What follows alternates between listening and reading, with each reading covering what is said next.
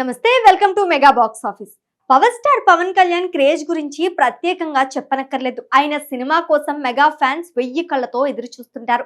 Megastar Chiranjeevi తమ్ముడుగా సినీ రంగంలోకి అడుగుపెట్టిన పవన్ ప్రతిభతో తనకంటూ ప్రత్యేక గుర్తింపు సంపాదించుకున్నాడు. కొన్నాళ్లుగా రాజకీయాల్లో బిజీగా ఉన్న పవన్ ఇటీవల ఓజీ సినిమాతో బ్లాక్ బస్టర్ హిట్ అందుకున్నారు. పవన్ కళ్యాణ్ సినిమాలకు ఉన్న ఫాలోయింగ్ గురించి సపరేట్ గా చెప్పక్కర్లేదు.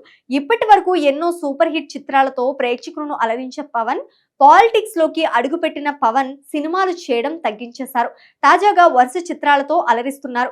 గబ్బర్ సింగ్, అత్తారింటికి దారేది సినిమాలతో బ్లాక్ బస్టర్ హిట్ అందుకున్న పవన్ ఇటీవలే ఓజీ సినిమాతో రికార్డ్స్ క్రియేట్ చేశారు. డైరెక్టర్ సుజిత్ తెరకెక్కించిన ఈ సినిమా బాక్స్ ఆఫీస్ వద్ద 300 కోట్ల రూపాయలకు పైగా వసూలు రాబట్టింది. ఇక ఇప్పుడు త్వరలోనే ఉస్తాద్ భగత్ సింగ్ సినిమాతో రాబోతున్నారు.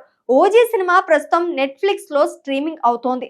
ఇదిలా ఉంటే పవన్ తన సినీ ప్రయాణంలో ఎన్నో సూపర్ హిట్ చిత్రాలను వదులుకున్నారని మీకు తెలుసా? అవేంటో ఇప్పుడు తెలుసుకుందాం. పూరి జగన్నాథ్, మహేష్ బాబు కాంబోలో వచ్చిన పోకిరి సినిమాను పవన్ కోసమే రాశారట. అలాగే మహేష్ బాబు నటించిన అతడు సినిమా సైతం పవన్ చేయాల్సిందేనట.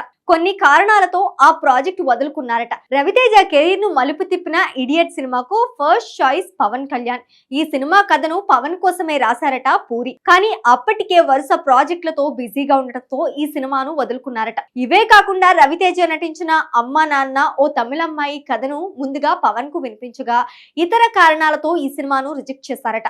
అలాగే సీతమ్మ వాకిట్లో సిరిమల్లె చెట్టు సినిమాలో మహేష్ బాబు పాత్రలో పవన్ నటించాల్సి ఉందట.